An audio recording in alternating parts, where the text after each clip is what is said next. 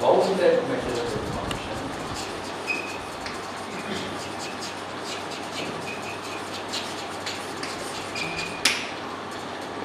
We observed that to show that this function was well defined and that it was continuous, the only property that we used for the kind of f was the boundedness of f. And therefore, if we just extract that out, then if we have a bounded measurable function, then the indefinite integral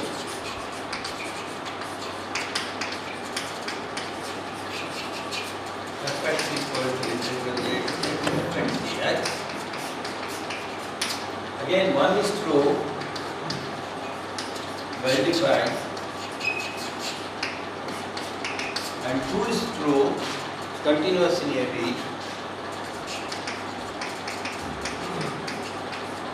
continuous in AB.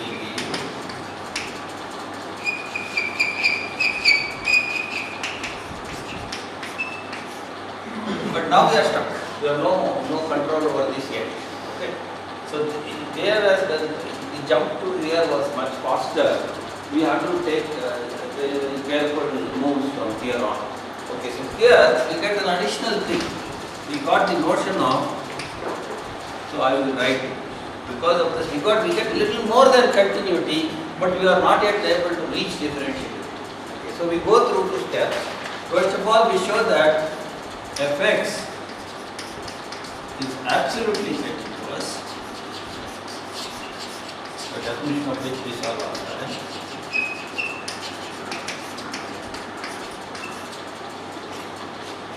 And therefore, fx is of bounded variation.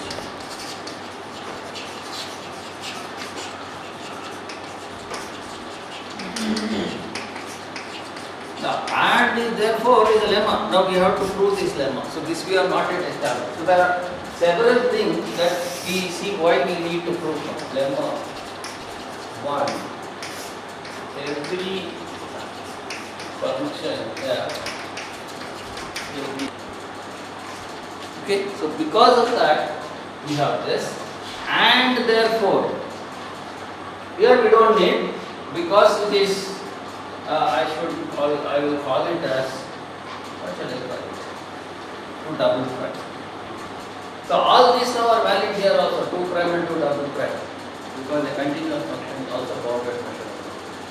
Now to reach closer to the theta, and therefore we get 3. Fx is, even put it to triple prime, Fx is the difference of 2 monotone non-decreasing functions. This we have already shown, because we have shown that any function of bounded variation is the difference of 2 monotone non-decreasing. Now, and therefore, I get 3. Fx is differentiable almost everywhere. Fx is differentiable almost everywhere. This provided we prove a theorem that any non-decreasing function is differentiable almost everywhere. So this lemma is pending. F mapping AB to R non-decreasing implies prime x exists. We always deal with measurable functions. And f prime x is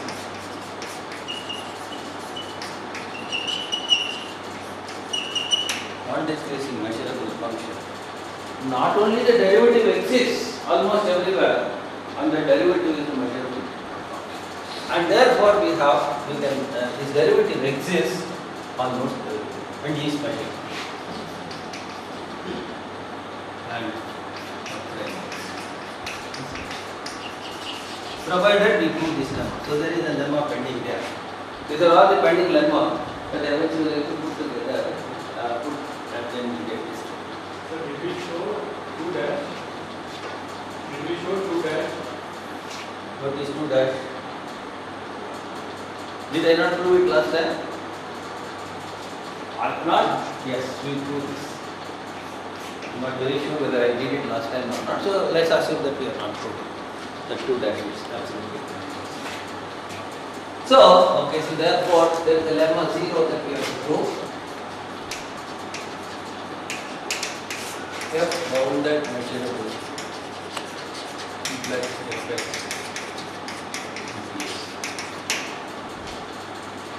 Okay, so now we know what are all the things that we have to just put together to get this. Let's proceed. Then what we did was the following. Now the question pending now is this. The last question now makes sense. Is f prime x equal to fx? Now we have to ask only almost everywhere, because f prime x exists only almost everywhere.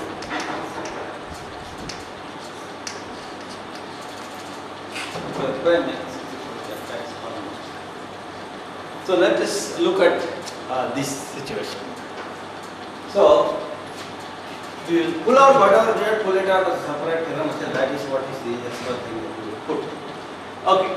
So now we have a bounded measurable function. We look at its indefinite integral, and we know it is absolutely continuous. We know it is differentiable almost everywhere, and therefore we are at the last step of asking whether that derivative is equal to x. So then that will become fundamental theorem of integral calculus, which connects the indefinite integral and the original function. The derivative of the indefinite integral and the original function, and that fundamental theorem will now have what? Bounded measurable functions. So from continuous functions, we would have moved to bounded measurable functions, the fundamental theorem. Now the integral involved is no longer Riemann integral, but it will be Lebesgue integral, or a more general integral. So we would have made one step in our move from continuous function to bounded measurable. So let us look at, let me look at it. Now what I will do is I will put all these lemmas aside, then we will look at all these lemmas one by one later. Why to do? Now look at question 4.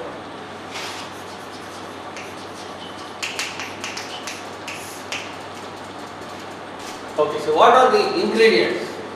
F, A, B to R, bounded measurable, Fx equal to integral A to S, Fx dx, and F prime x is almost everywhere. These are all the things that we know. Okay. What we are asking is whether F prime x is equal to little f.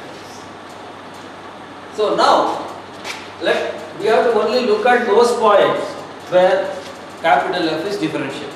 Other places the question doesn't even make sense. So let's just look at that. So let x be the set of all x in AB such that f prime x exists.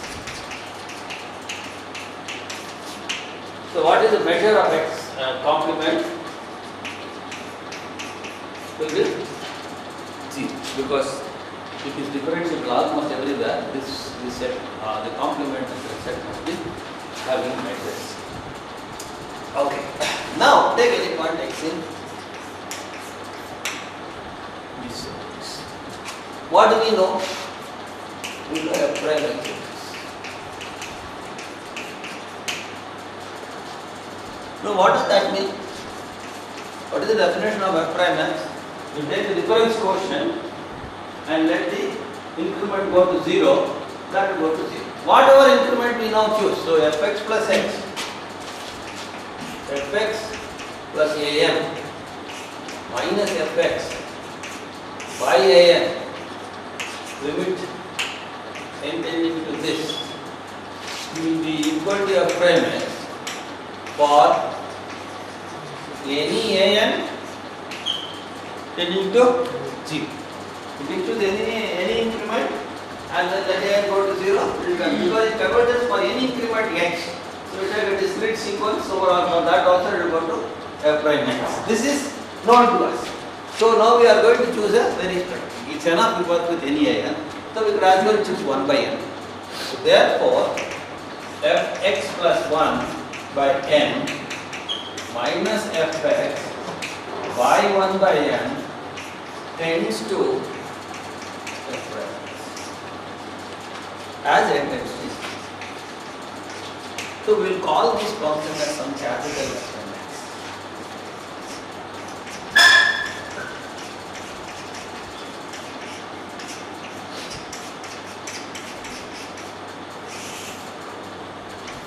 So if I call this function fn x, then what does it say? Basically what we are therefore is fn x tends to f prime x almost everywhere, because on this set where the derivatives exist, this happens. So we have a sequence of functions fn x which are defined almost everywhere and they converge to f prime x almost everywhere.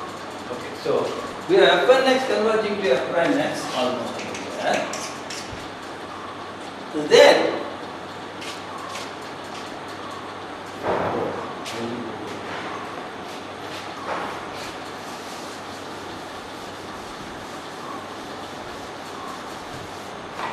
now what therefore is I am trying to integrate f prime x. Essentially what is it that I am trying to do?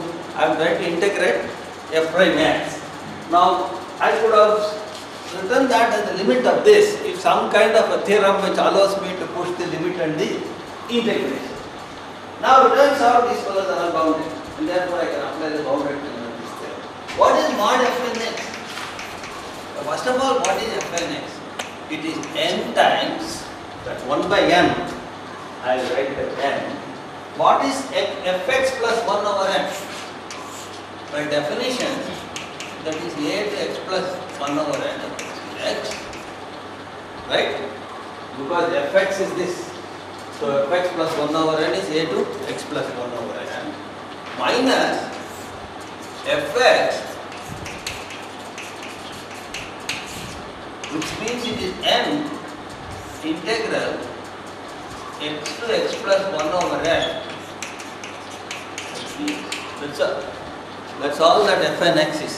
Okay. Now, mod fn x, therefore is less than or equal to n times x to x plus 1 over n mod f.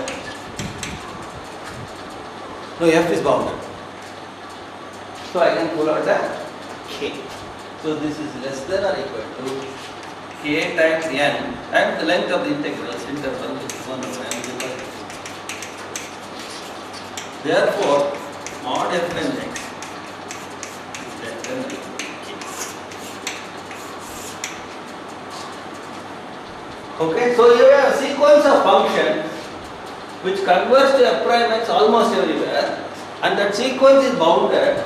All this is happening on an interval ab which is a bounded measure. Therefore, if we have a bounded sequence of, a uniformly bounded sequence of measurable functions converging to another measurable function, then by bounded convergence theorem we can interchange the limit and the integration. Therefore, by fn x is a sequence of uniformly bounded measurable functions. Why are they measurable functions? You just look at this. This only depends on the definition of this f. And we have shown that a capital F is a continuous function, not only absolutely continuous. So there is no problem about measurability. So it's a sequence of uniformly bounded measurable functions converging almost everywhere to a measurable function f prime x. Why is f prime x measurable?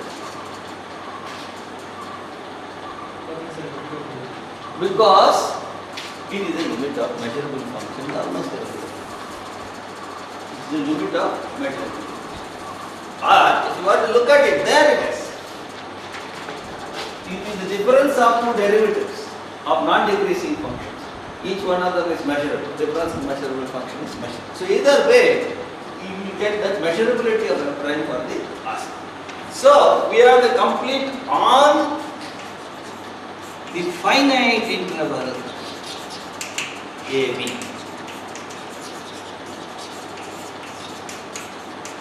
So we have all the ingredients for bounded convergence theorem. Therefore, by bounded convergence theorem, let me erase this. There is no the way. This is the last step that we are investigating. Therefore,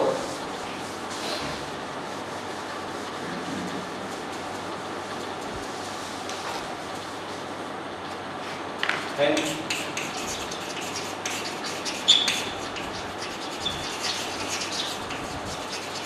let me write first what I get. By the bounded convergence theorem, integral f prime x dx a to b is equal to limit n tending to infinity integral a to b f prime x. The limit of the integral is the integral of the so that part is clear. Okay. Now let's write what this is. So this is limit n tending to infinity a to b fn x wherever it and that's the difference quotient fx plus 1 over n. I put the n outside dx minus integral a to b.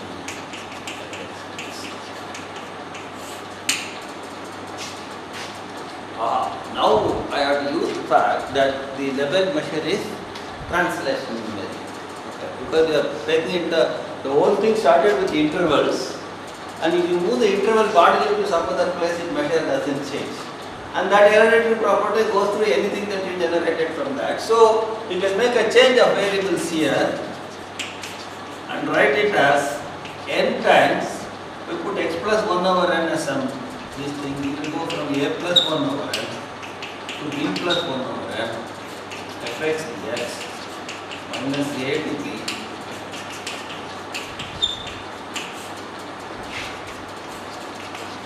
and first write this. What you would have normally done, I have write. We will see, we will backtracking is needed. Then that is equal to n times. This is from, there is a, here is b, a plus 1 over n, b plus 1.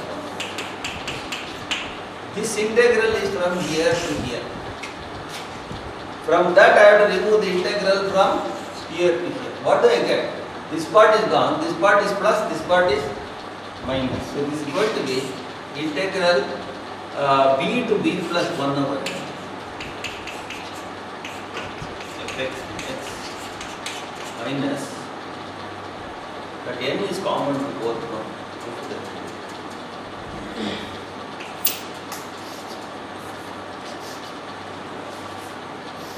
Minus integral a to a plus 1 over n.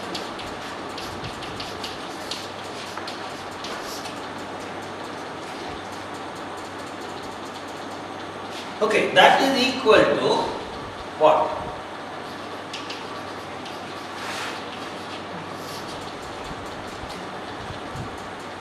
What do you know about capital F?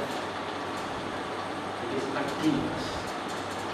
Capital F is continuous. So this will converge to the same old arguments Fb, and that will converge to Fa.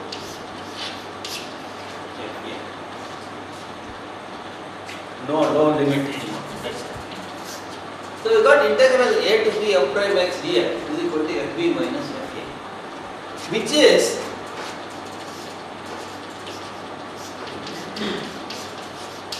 by very definition of capital F, FB is integral A to B FD dt. FA is integral A to A FD dt, which is 0. So it is just A to B Fx. So what we got here is integral A to B f prime x dx is equal to integral A to B Fx. Right? What did I want? I want f prime is equal to f. But just because the integral of two functions are same, it doesn't mean that the two functions are same. Right? So there is some problem in the argument. But now we go back. We could have done it in any interval AC, A alpha, A beta, where alpha is in between. The same arguments will go through. If it converges almost everywhere in AB, it will also converge almost everywhere in A alpha. So all these arguments could have been done for any C, and I would have got A to C Fx dx. Then I would have got something different. So now do this instead of on AB.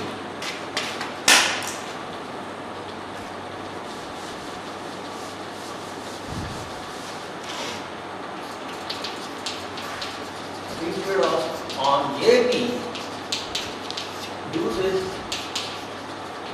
for any C equal to AB to get integral A to B f prime x dx minus integral A to C fx dx equal to 0, or integral A to B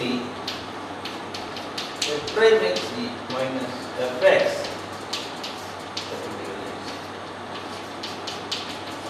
This is more powerful statement than that.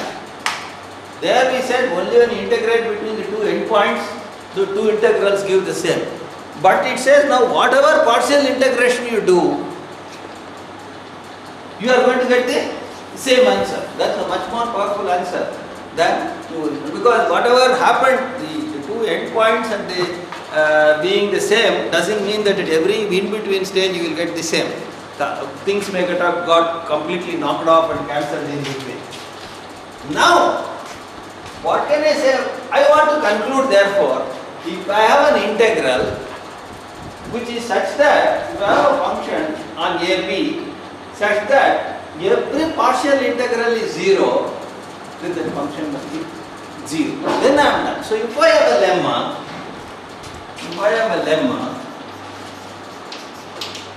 for what part of functions I must have? I started with f as bounded, so it's an integrable function. F prime x, mod fn x are less than or equal to k, so the limit will also be less than or equal to k. So f prime x is also bounded, so that's also integrable. So suppose if I show that for an integrable function, if the partial integral is 0 for all c, then the function must be 0. So lemma is G mapping AB to R integrable integral gx dx equal to 0 for every c in AB implies gx equal to 0. If I have that lemma, then I have here therefore f prime x. And I have the answer to the question, the fundamental theorem of integral. And therefore, we have the theorem completed or bounded measurable function. So modulo the lemmas, that's why we need all those. Modulo the lemmas, this tells you what are all the ingredients that you need in this proof. If we have a bounded measurable function, conclusion therefore is the integral, indefinite integral is well defined. It is continuous, it is absolutely continuous, it is a function of bounded variation, it is differentiable almost everywhere, and the derivative is equal to the f almost everywhere. Okay? That is the fundamental theorem of integral calculus for bounded measurable functions. Modulo all those small sort of things that we have to prove on the way. Okay? Right.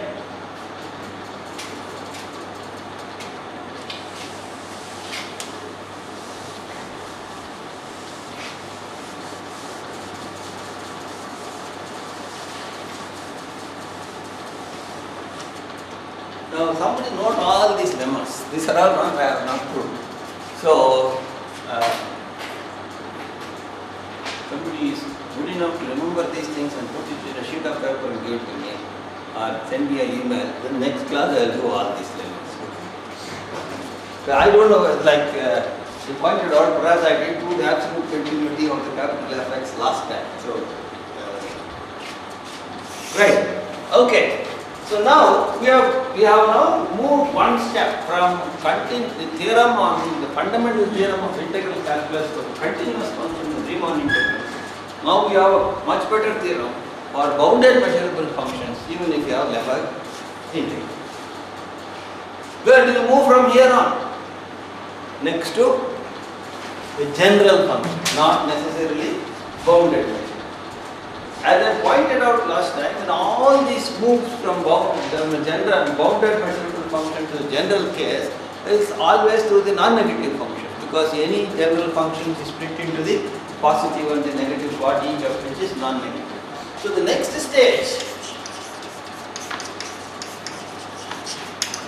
is F mapping F to R affects non-negative. Remember, I needed this integrability to make sense for the effect, capital effect. It makes sense if it is integrable. In fact, we did not even use the boundedness finally. We first did it for continuity. In continuity, we used the boundedness, and therefore we borrowed it for the boundedness.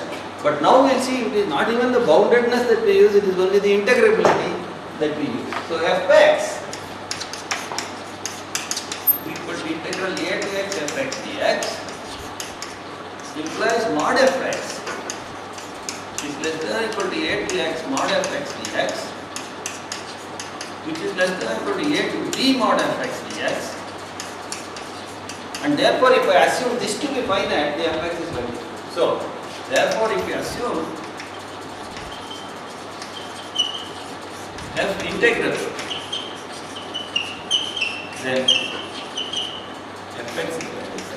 So that's the first stage.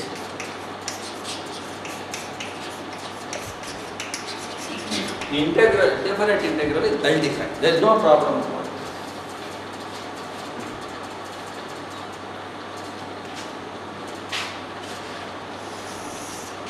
The next part was fx was continuous and fx was absolutely continuous.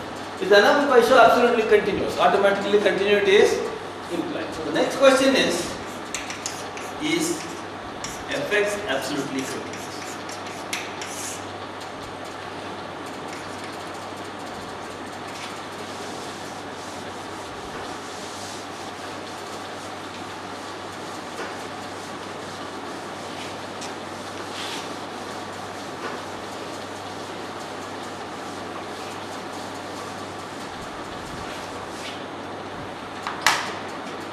Now the idea is the following. Well, whenever you are in the entire integration theory, if you are going to unbounded case, you do it by approximating it by a bounded fellow. You handle the situation bounded, and then you try to go to this fellow closer and closer with bounded fellows. So we will always approximate this non-negative unbounded measurable function by a bounded measure. So suppose I can approximate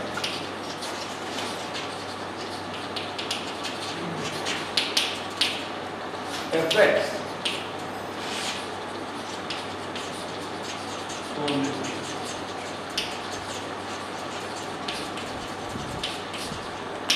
So what do I mean? Approximate in what sense? What is it that you are talking about? So I must give me an error. I will approximate it such that the error is small. So given epsilon positive, suppose you can approximate it by bounded epsilon, such that the error is small. What error? We don't know. So we will see what error. Such that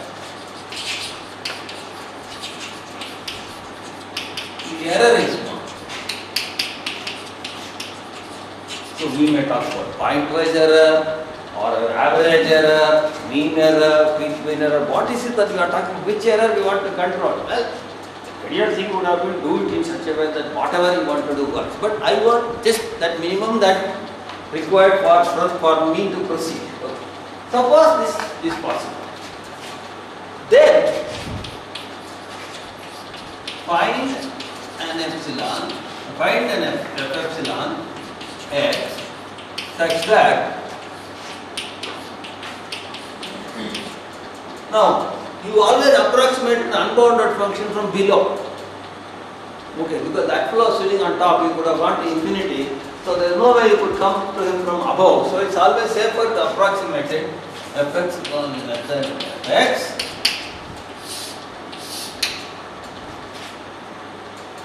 such that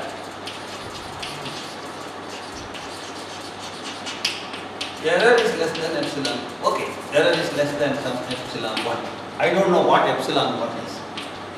Okay, I will adjust the errors totally from that one. So then, what do I get?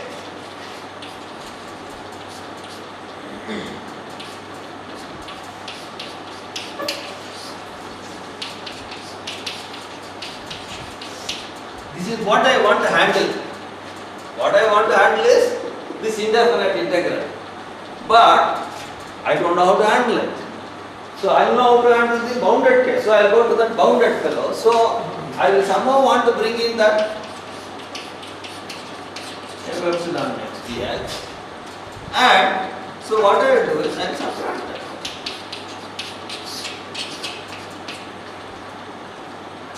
Fx minus fx. Now you see what is happening. This is absolutely continuous. Why? Because now I have a bounded function and this is the indefinite integral of a bounded function and therefore it is absolutely continuous. This is absolutely continuous. I will just write this. Absolutely continuous because indefinite integral. Bounded.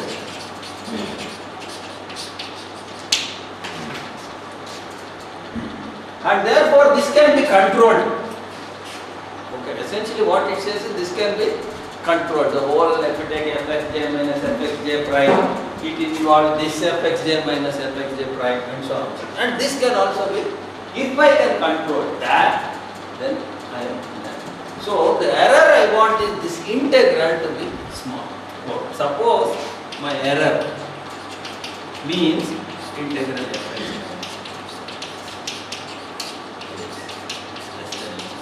Suppose I can make this, so this will be less than epsilon by 2 plus an absolutely continuous function and everything can be controlled. That's the general idea.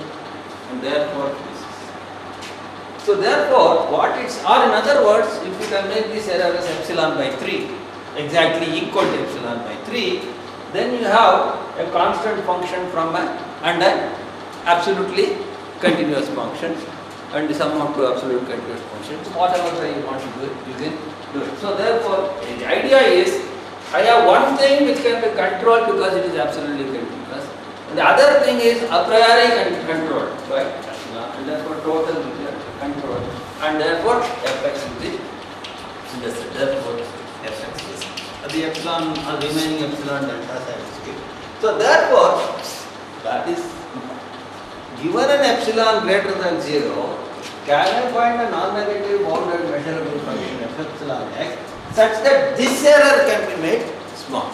So the mean error is what I want. So that is lemma 4.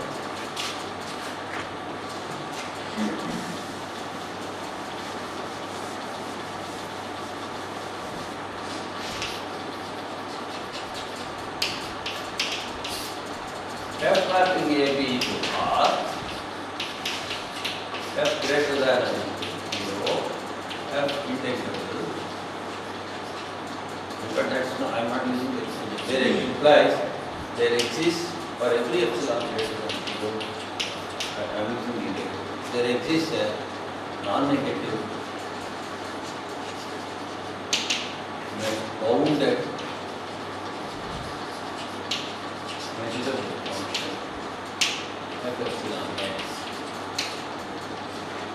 then circular integral x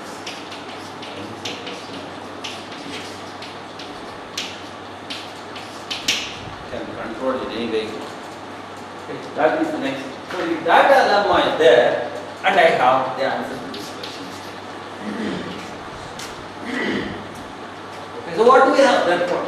If I now have any general integrable function, the indefinite integral is well defined, the indefinite integral is absolutely continuous, and therefore it is bounded variation, and therefore it is differentiable almost everywhere. So the last question comes into the picture again. It is a valid question. Since the derivative exists almost everywhere, therefore fx is bounded variation, therefore fx is differentiable almost everywhere. So the last question makes sense. Therefore is no elevation.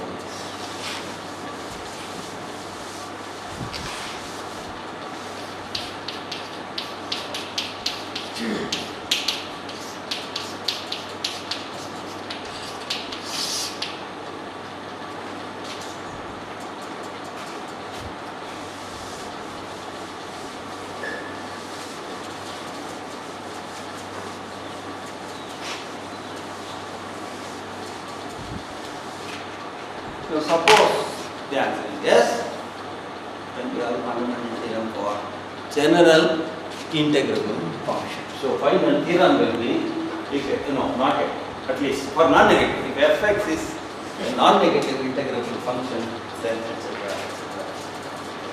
Okay, so therefore, then finally, okay, that lemma also. What should I do? Okay, let us come to this question.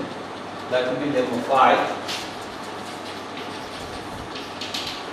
Fx greater than or equal to 0, f integral implies fx equal to integral dx.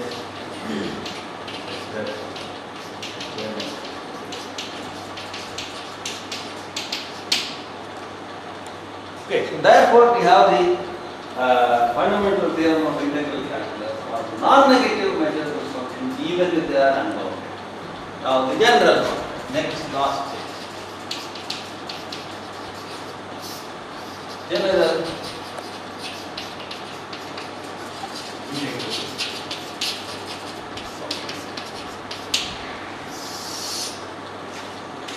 Okay, so we have fx plus x minus x, the positive part and negative part, and therefore fx equal to integral a dx fx dx equal to integral a dx plus x minus integral a dx minus x plus equal to plus x call it f plus x. Now, f plus is an integrable function because fx is an integrable function. F minus is an integrable function because f minus is an integrable function. Both are non-negative, and therefore by lemma 5, the derivative of this will be this, the derivative of this will be this, and therefore the derivative of this will be this. Okay? Therefore by lemma, what is it? Number 5. Lemma 5. F prime x equal to f plus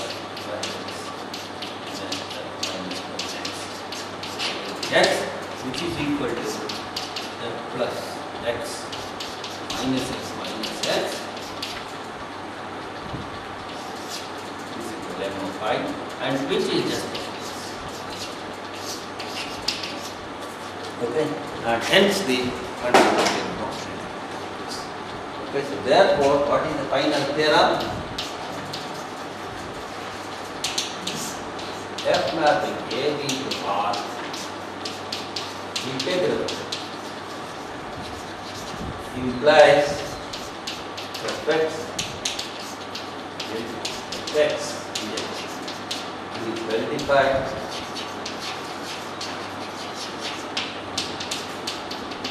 Absolutely continuous. Variation irreducible almost everywhere.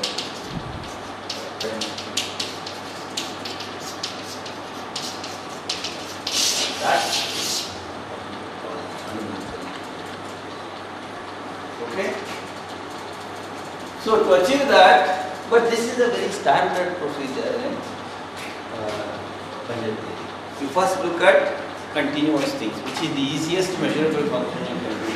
Once you write, then you look for bounded measurable functions.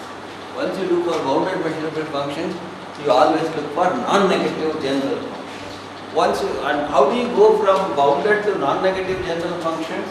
Always by approximating from below by bounded measurable. Then once you get for non-negative, put the two pieces together to get for the general function. This is the standard route for most of the theorems, because that is the standard route which we follow to define the integral. We define the integral for measurable function, then non-negative, the bounded functions, then for non-negative function, then for general function we put the two pieces together. So that part is it becomes hereditary in all the proofs. It will have to keep coming in its course, showing its that is the way you go for every one of the proofs. Okay, so now what we are left is proving these 5 lemmas. Now I'll have one more statement in one of these lemmas later. Okay, so now let's look at, let me, now that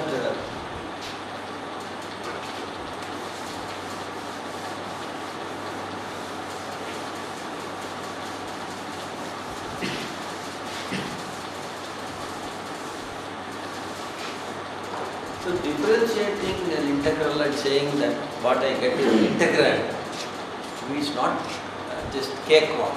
Okay? You want to integrate a to f fx dx, you simply have this. And say if I differentiate it, I will get fx. This is not a trivial statement. It's a very heavily loaded statement. Okay? There are lots of things in this. This is, if somebody writes this without thinking, the best thing that you can say is that again, a very favorite quote with me from Hamlet. There are more things in heaven and earth, Horatio, than are dreamt of in your philosophy. From going from here to there, it is not just erasing that integral sign. There are more things in heaven and earth than you dreamt of. So life is full of such surprises.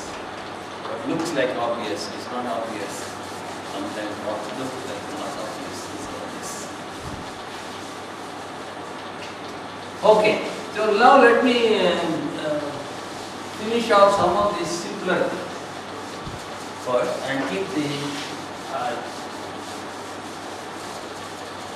difficult ones probably, the ones that are really more involved. The simplest thing, some of these things are, okay, let's take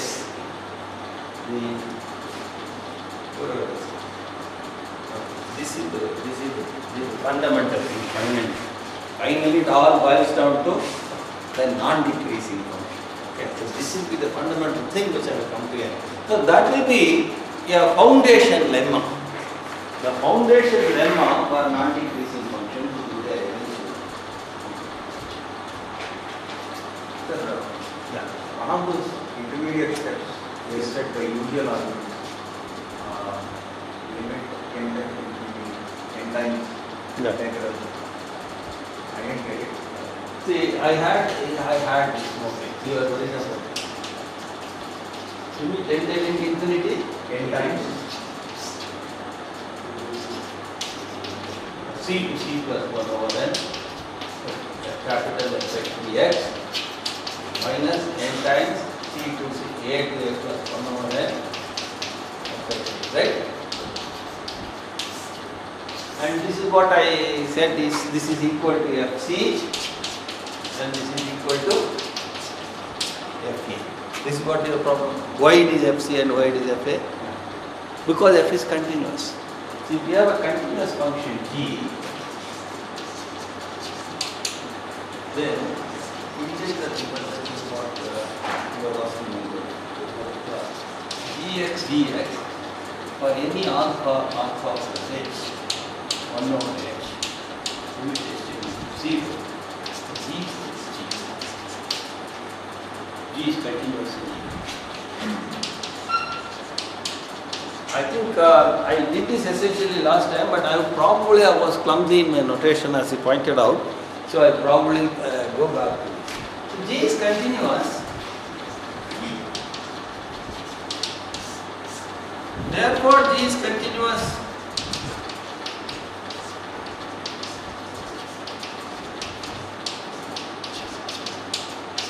Let us take H is positive. Similarly, in this case, H is negative. It's a point of differentiability. You don't have to worry about which one is it. So, alpha, it is continuous in alpha plus H. Therefore, there exists a max which is min and mh max. That is, little mh is the min in this interval, capital mh is the max in that interval. And therefore, mh is less than or equal to gx, less than or equal to capital mh. And therefore, this integral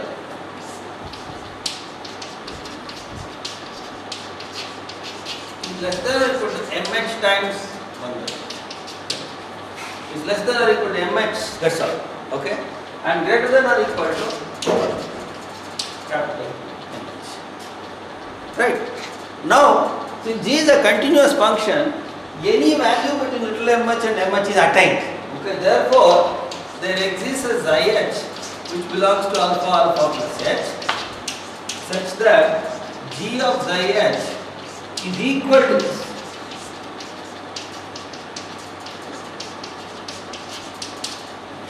Now let h go to 0. What happens to this? As h goes to 0, there is alpha plus h, gh is sitting, xi h is sitting there. So xi h goes to alpha and g is continuous. Therefore, as xi h goes to alpha, this goes to alpha and this is this.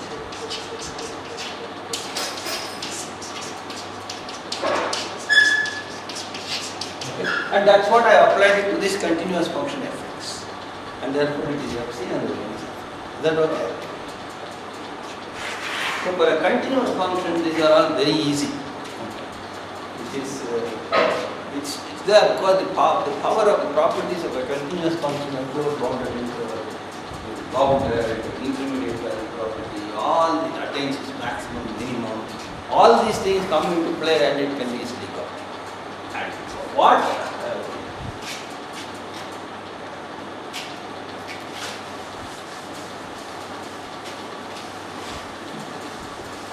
There is a very interesting point. I raised all these theorems. There is a very interesting thing that now I am with this. I also state for the continuous function. Suppose I have a 3x continuous function in A. Okay. Now look at A to be gx dx. Okay. Now certainly this is less than or equal to, so m is the maximum of that function in that interval and it is greater than or equal to m times b minus a, where little m is the minimum of that function in that interval, right? So therefore, m is less than or equal to 1 by b minus a to b gx dx is less than or equal to capital M. Right? Same argument. This is now a number between little m and capital M and G is continuous. Therefore, there exists a xi belonging to AB such that G xi is equal to 1 by b minus a integral a to b dx. Now what it says is this is the average value. You integrate over add up all the functions, divide by the total number. Suppose you have a discrete thing, what will you do? gx1, gx2, gxn divided by n. Now you have a continuum thing, you have to integrate over all this by the total measure. The total measure is b minus a. So this is the average value of the function that is attained. The function attains its mean value And that's another great thing about a continuous function. A continuous function attains its max, it attains its mean, it attains its average value. Because everything in between has to be attained. It attains the mean value because mean value is in between. So this is called the mean value theorem of integral calculus. And what this says is the integral therefore is equal to the mean value times the length of the circle. This is the correct one. But if you have a class of students and the total mark is equal to the mean mark times the total number of students. So that's exactly the mean value by the total length of the circle. So this is called the mean value theorem of the integral calculus. If you have a continuous function gx, then integral a to b gx dx is equal to b minus a into the value of g at a suitable point. And that value of g at that point is called the mean value of the function. This is called the mean value theorem.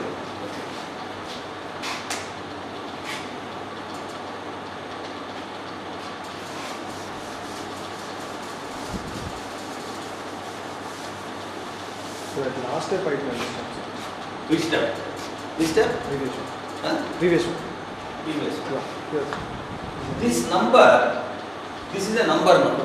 This number is between little m and capital M.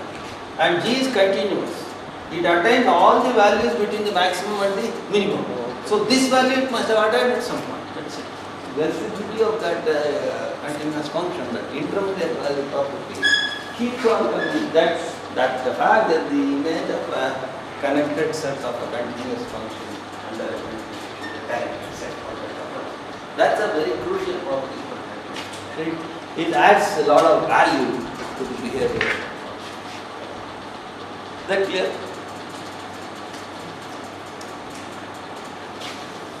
So in a sense, continuous functions is something like no challenge. That inequality is all elements is less than or equal to Which one? first inequality. That's all. Left hand side. Left upward. Huh? Left. Yeah. That's all. This inequality, Yeah.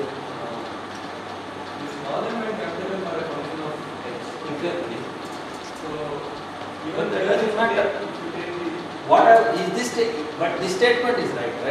yeah, I'm not disputing this. That's it. So that's all that I need. That is only an intermediate step. Come to this, I learned that statement. No, in another way, Yes. even capital M and small m, they tend to be alike. Yeah, they will all be squeezing into. Then the intermediate value property need not be required, right? Yeah, but it's easier to see it that way. It's easier to see it this way because you also see the mean value. Everything comes from that intermediate. That is important. MH and MH may be squeezing in there, but what they do in the process is they are squeezing the xi h go to alpha. That is what is making them. So you want to see it any way you like it, but I always like to see it through the intermediate value.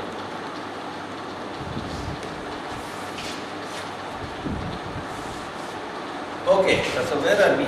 Now we are in the position of looking at the various levels.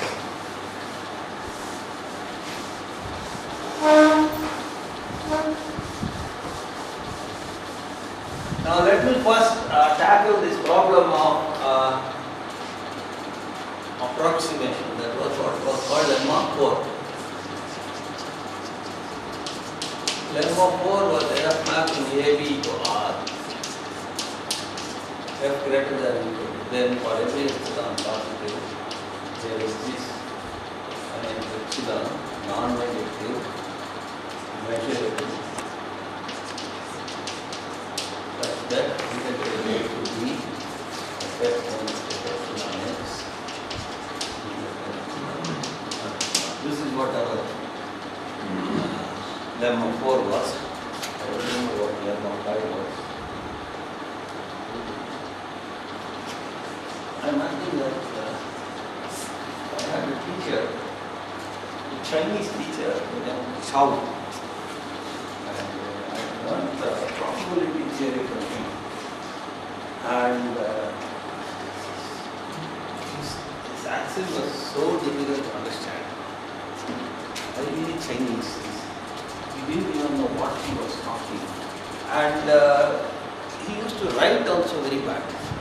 For example, if you are talking about characteristic function, you call it character. So nobody will understand what it is. And then you would write like this. This characteristic, CH and then stroke.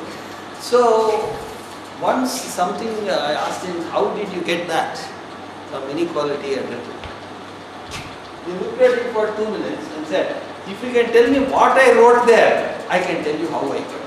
Because he himself didn't know what he wrote. The handwriting was so bad. So like that I tried to search what I have written here. But I don't know what was the lemma 5. Fx greater than equal to 0. Fx greater than equal to 0, f integrable. Integrable Implies fx, capital Fx, which is the indefinite integer. is differentiable, right? That's given. And f prime x is equal to fx also. All that's the final switch. So let's look at the lemma 4.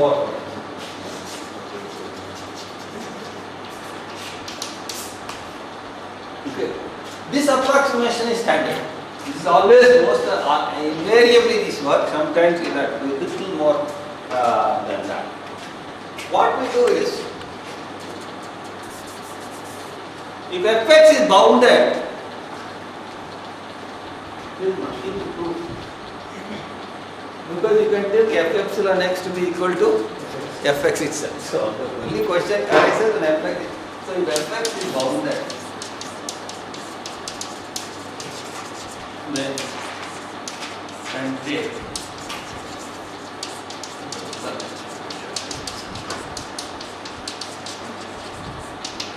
Obviously, because we are now trying to move from bounded to the unbounded. So what happens if fx is unbounded? So without loss of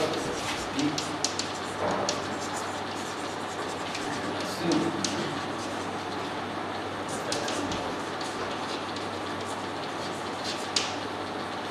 so what we do is, well, if it is unbounded, I'll just ignore beyond the function beyond a certain state. What I want to do is suppose this was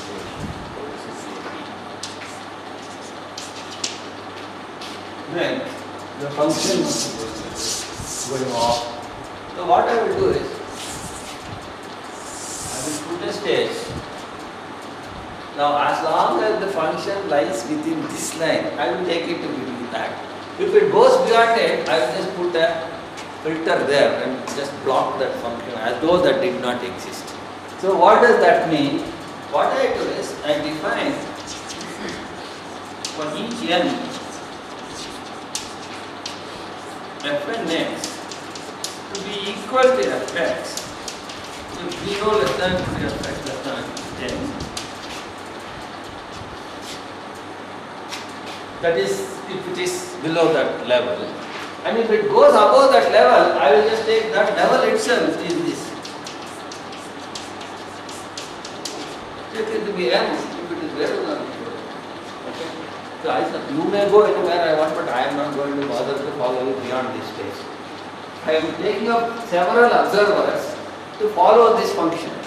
The first observer follows this function up to the first mile and say, I don't care where you go, I am going to stop here and come back home, record it as though I have followed you. Cheating. So I cheat the teacher, say, this is the recording I got.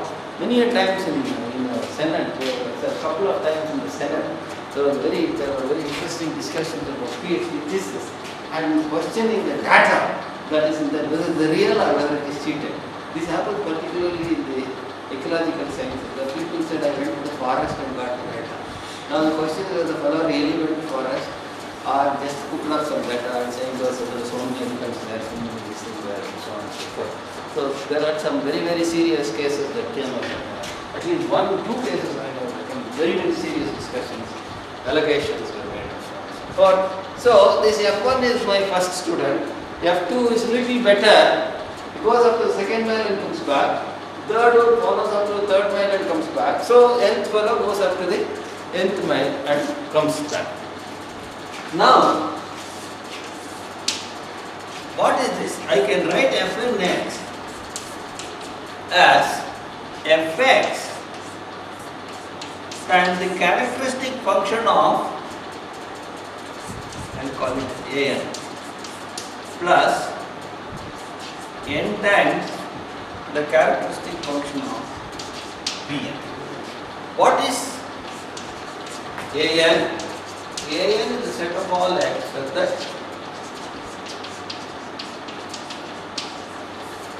and bn is the set of all x.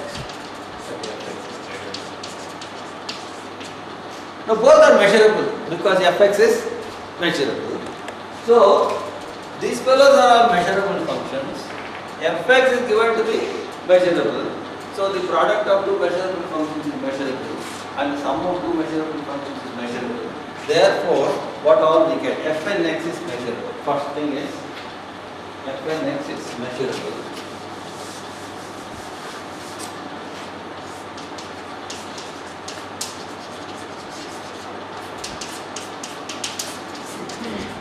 Fnx are all non-negative because they are either equal to fx, which is non-negative, or n, which is a non-negative. So Fn, Bn is it less greater than or greater than equal to? it doesn't matter. Okay, you want to take greater than nothing is taken. But even if you take it, it is the same. At the point when it is equal to n, this also gives the value n, this also gives the value n. So fx is well defined. It doesn't matter. Okay. Okay. So fn's are all non-negative. Fn's are all less than or equal to fx because they are either equal to fx or the given point stay at some place near it goes further. So fx is fnx are less than or equal to fx. So where are we now? We are non-negative, etc. Fx will are x. So now what is happening to fnx? Take any point x. Okay? Take any point x. Suppose fx is infinity. So take x belonging to AB. But you are assuming even f can take infinite values. Suppose fx is infinity. Now how many places fx can be infinity? Measure 0. Because the total integral should be finite. Suppose it was infinity on a set of finite measure, then the total integral will become infinite. So basically it's a set of measure 0. We need not worry. But even then, what happens to fnx? Because fx is greater than n for any n. So fnx is equal to n and therefore fnx converges to infinity is equal to. Okay. If the function is infinite at such a point, still the sequence converges to and it increases in fact. It increases, non-decreasing function. It increases to because fnx is n. F1x is 1, F2x is 2, F3x is 3, so it goes on increasing. Now suppose fx is less than infinity.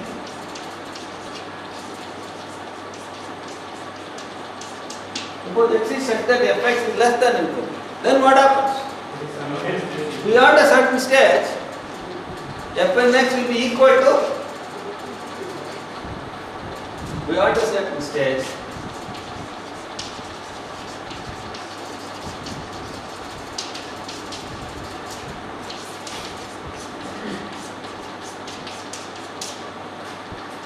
and therefore fnx will converge.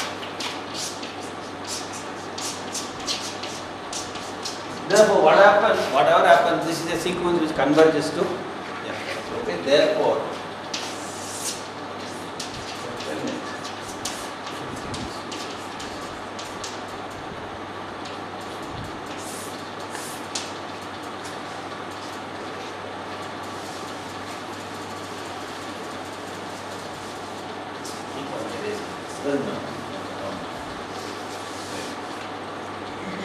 now, what can I say about the fnx? They are all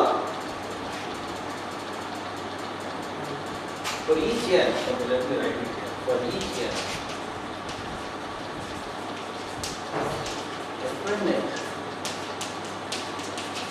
is less than or equal to n.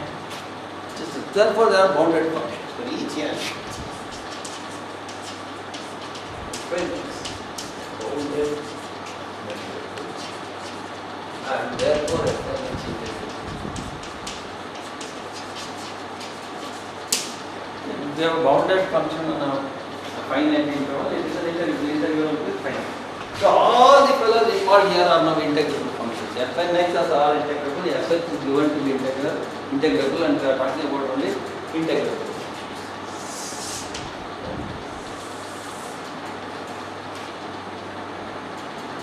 So we have a sequence of functions which are non-negative, which are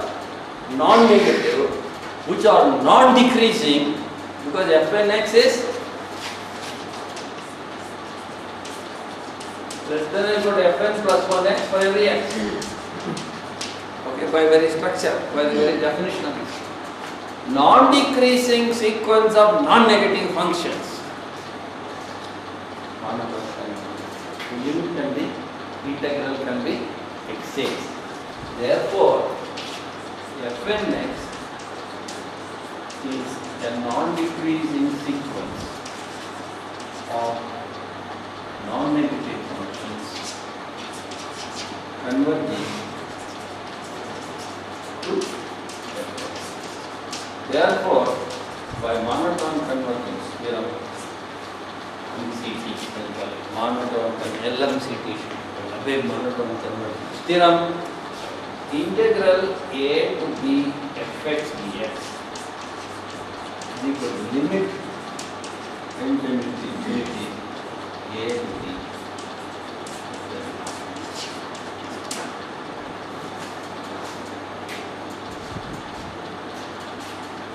Right? Now this is a finite quantity. Why? Because f is integral. So in other words, wherever the sequence of real numbers, in fact non-negative real numbers, converging to a real number. So everything is now more, the infinity is disappeared. So therefore, if you have a sequence of real numbers converging to another real number, the definition says beyond a certain state the difference can be made smaller. And this is always more than every one of these terms, because Fnx is less than or equal to. So this fellow is not only converging to this, it is actually going up to f.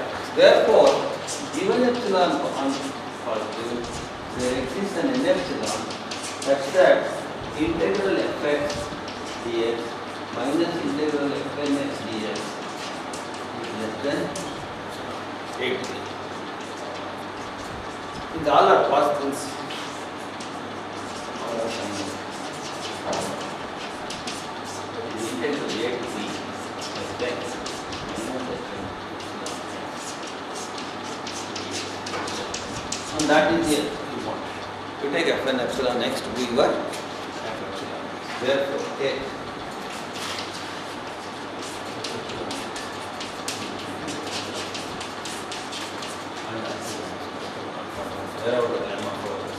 given an integrable function, you can always approximate it by a bounded. Given a non-negative integrable function, you can always approximate it by a bounded non-negative integral function. So the average error is so that approximation is a standard approximation. You can always, it can be it approximates it point wise. It also approximates it in the average sense. Okay, so that approximation has been taken care of.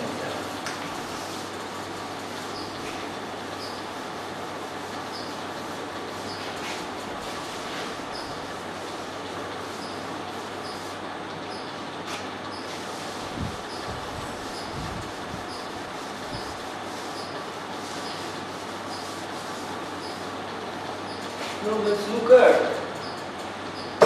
the last part, namely that I'll just start and leave it at some stage.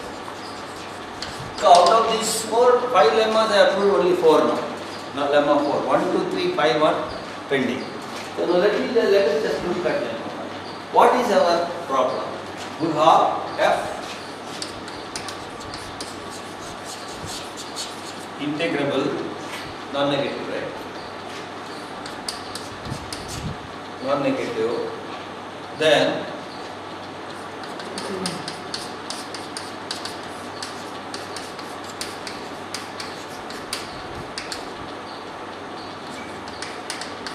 if we know the differential, we want to show this. This is our thing, it is to prove that.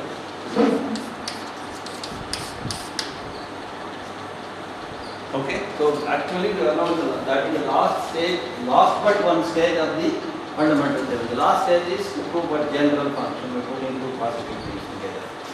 So now this is the last but one stage of that part. Now the idea is essentially same. Again come through the sequence of bounded measures. Same sequence. Okay? So take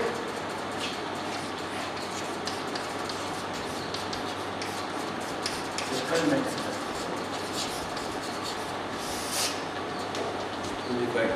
Fnx is equal to fx, if fx lies between 0 and n, and is equal to n if fx lies beyond n. Then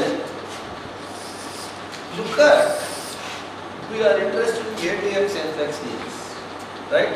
So now we look at a to x fnx dx, we know how to do it. So we have to bring in that difference part of it, integral a to x fx. So integral a to x fx dx, which is capital Fx, is equal to integral a to x fx minus fnx dx plus a to x. Let me call it as gnx, I'll call it as fnx. This part is gnx and this part is fnx.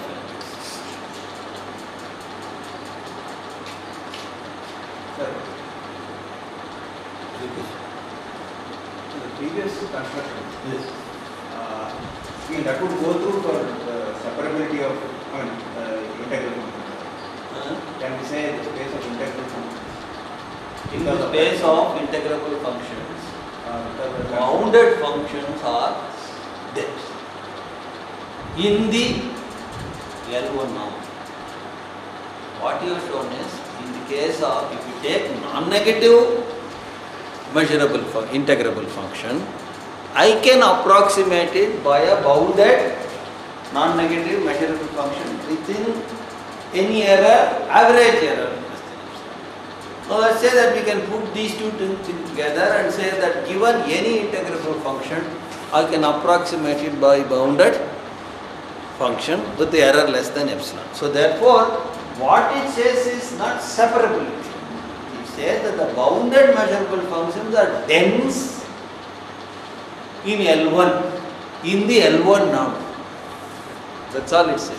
Separability needs little more. It wants countably dense set.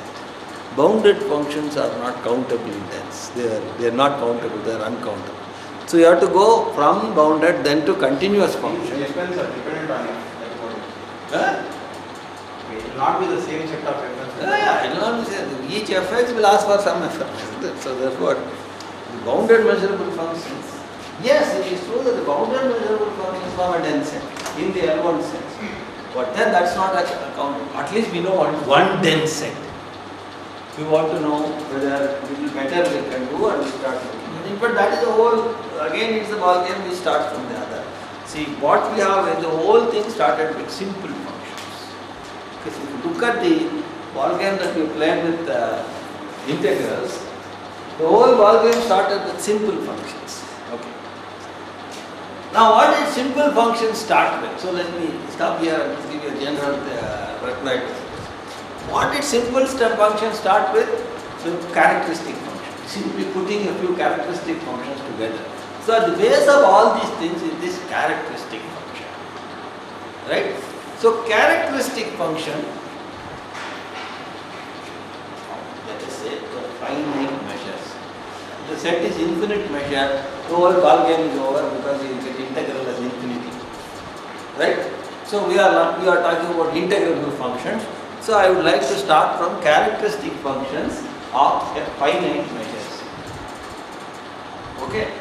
So what it says is, but we had a theorem which said that a finite measure set is essentially a finite number of intervals. Remember that A delta, that finite union is less than epsilon. So it says essentially therefore you are talking about functions which are constants on finite number of intervals. Therefore you are back to square one with what Riemann had. You are essentially, you would have started from step functions and then from there you would have moved to the measurable function, the characteristic function. So what that theorem which says that every set of finite measure is approximately equal to a finite number of intervals put together, disjoint intervals, translates in the terms of functions as every the characteristic function of any finite measure set is therefore essentially a step function. In other words, every characteristic function can be approximated as closely as you want by step functions. Right? And therefore any simple function can be approximated by step function because simple functions are made up of only characteristic functions. Now, but any step function, well, only the problem is there is some discontinuity jumps. So you can pull it down a little earlier and make it continuous. So any step function can be approximated reasonably well by continuous functions. But any continuous function is approximated by polynomials, and polynomials with rational coefficients can approximate any polynomial. So at the base of all these things is the polynomials with rational coefficients, which go all the way up to proving that they are dense in the space of all integrable functions over AP. But if you change the interval to an infinite interval, then you got to a little bit more. You have to simply look at continuous functions with compact support, and then that can be approximated by polynomials, and that can be approximated by polynomials with rational coefficients. So basically at the bottom of all these things is the Waltham started with characteristic functions, and characteristic functions started with finite measure sets, and finite measure sets are essentially finite number of intervals, and therefore characteristic functions are essentially step functions, and step functions are essentially continuous functions, and continuous functions are essentially polynomials, and polynomials are essentially polynomials. That would be the line of thought for dense, separable